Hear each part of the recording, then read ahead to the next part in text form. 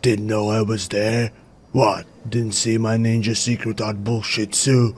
Well then, you'll be left defeated as soon as I get to sit down.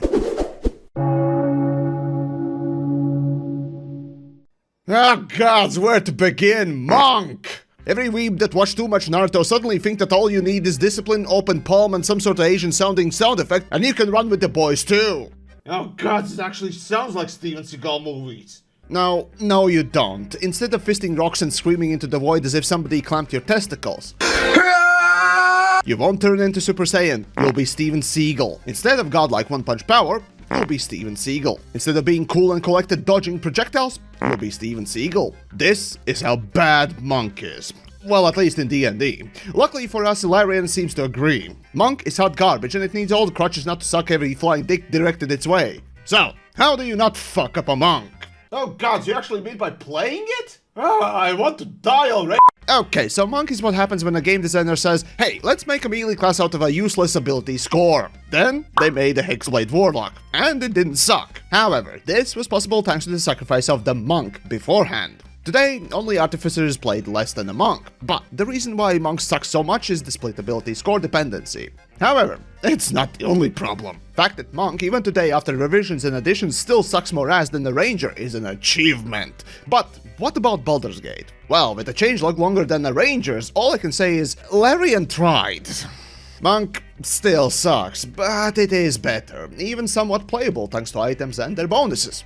Still, equipment-wise, Monk has the same crippling fear of anything more reasonable than a combat spork for weapons and a destruct suit for clothes. So you'll be relying on ability scores to protect you. All three of them. Good luck! This is to say you're up shit creek if you want any good defenses, cause like everything monk related, your ability scores will dictate almost everything. So having your capability to not suck be split between dex, con and wisdom puts you in a precarious position, meaning no feats or specialization. Basically, through utilizing your ultimate virgin power, martial discipline and rippling muscles upon muscles, monks will pound so much ass that weapons will only slow you down. Yep, you'll be performing so much fisting that this will turn into an anime reference. That is right, it's a motherfucking JoJo reference! Essentially, you'll be burning your key points to perform actions, most likely flurry of blows for extra attacks, or later stunning strike to stun something, or some other hocus pocus ninja bullshit. And so after about the third round, you'll be running out of key points. And after Fighter and Warlock are scampering off in the woods at every opportunity, you'll be following them to observe from afar. That is right, your martial skills are not just for fisting, it's also for voyeurism in short rests to regain those key points. Just so you can... and even more. However, monks seem to be built with multiclassing in mind, as monk weapon that grants you those juicy fighting martial bonuses in Baldur's Gate 3 can be any weapon that you are proficient with, while monk on its own has less knowledge of which is the business end of a weapon than an average Russian conscript. If you pair it with, a fighter for example, your monk weapon can be a motherfucking great sword. But that's kinda the thing. Today we're looking at the monk by itself, and it's not pretty. Alright, Seagull, let's get off our asses and actually explore what the class has to offer, and oh boy, it's both the easiest to level and fuck up, it seems. Since Monk is a martial class with so much Bushido it starts leaking out of your ears, Monk is allergic to any kind of reasonable weaponry, leading to a willful lobotomy as a pastime. However, you'll rely on dexterity as your attack and defense stat, so this has to be the highest, followed by either constitution for health or wisdom for defense and spell casting. And if you're building a Tavern brawler, then strength also comes on top, meaning you'll be reliant on 4 out of 6 ability scores. But hey, on the bright side, your body is a temple and you're a weapon. Again, insert Steven Seagal somewhere. Honestly, I can't be bothered, I need to sit down. Alright, so level 1, unarmored defense. This is nice, but since you'll be relying on ability scores for this, expect this to be and remain shit for the entire playthrough. Instead, here's the positive of the monk. On level 1, you can make 3 total attacks thanks to flurry of blows and the key points, and when those run out, 2 normal attacks. This is the most obvious change from the monk in D&D. See, level 1 monk in D&D is evoking disappointment like the weeb who decided to play it. Me! Level 2, extra key point and more key point based abilities, like taking dash or disengage options by wasting a point, something that a rogue can do for free. Yeah, you can see where disappointment keeps growing. Oh, and you also start running faster because you're using Naruto running or something. Level 3, your fisting becomes short sword strong, so unless you're sticking to that quarterstaff, you can throw out all the weapons. And as a reaction, you can reduce incoming ranged damage, like that one early game item. And if you reduce the damage to 0, you can send it back by expending a key point. But alright, it's time to pick a subclass. 4 elements. You are a discount avatar, The Last Airbender. Open hand, contrary to the name, actually maximum fisting power and martial bullshit. And the Way of the Shadows, the discount rogue.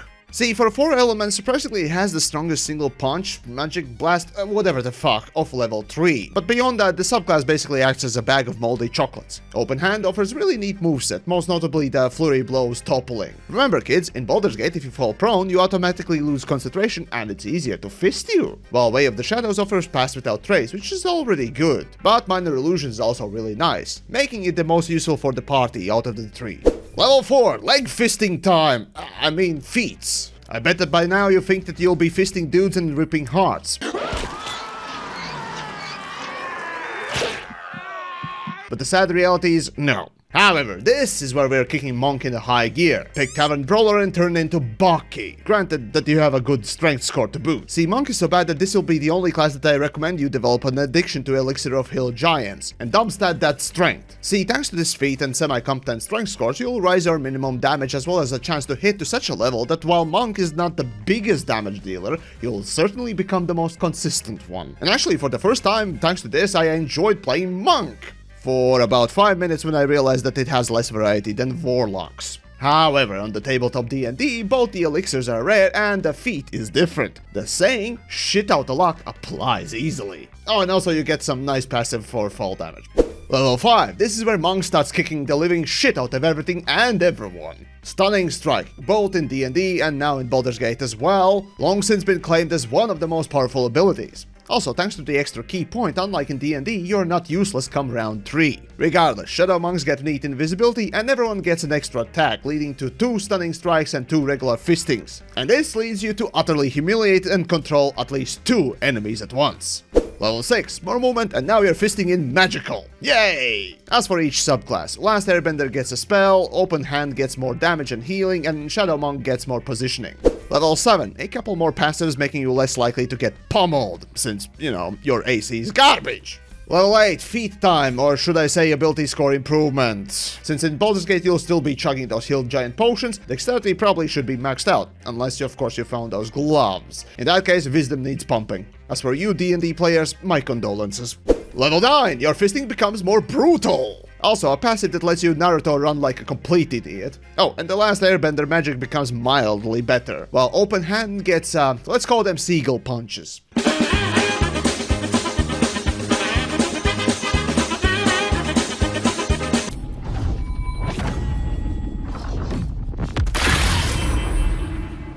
Level 10, you're Naruto running like a pro. Also, immunity to poison. Yeah, you can tell that even Larian couldn't find anything useful to give to Monk at this point. 11, Last Airbender finally mastered firebending and can nuke with a fucking fireball. Open Hand gets a discount sanctuary, cause you sure as fuck won't be protecting yourself with armor, that's for sure. And Shadow Monk gets a blink sneak attack. And lastly, we get another score improvement. And that's the Monk. In D&D it was hot garbage when it was new, and now it's horribly outclassed by Fighter, even after revisions. In Baldur's Gate, however, the class is also shit, without taking Tavern Brawler or multiclassing. Still, it actually holds up till level 6, afterwards not so much. Now yes, Monk with the Tavern Brawler is incredibly consistent damage dealer that misses very rarely, but it's also boring. It's almost like Monk was designed for multiclassing from the get-go. Frankly, there is a reason why Monk is played the least. It's just not that interesting and more so difficult to build up. Sure, you can say that, oh, with the passives you got saved from all the ability saved spells, which becomes super good in later levels, especially in D&D, but let's be frank here. Most people play the characters from level 1 to 10, and Monk sucks half the way, while the other half is outpaced by casters and fighter. That's the Monk. Gay jokes abundant.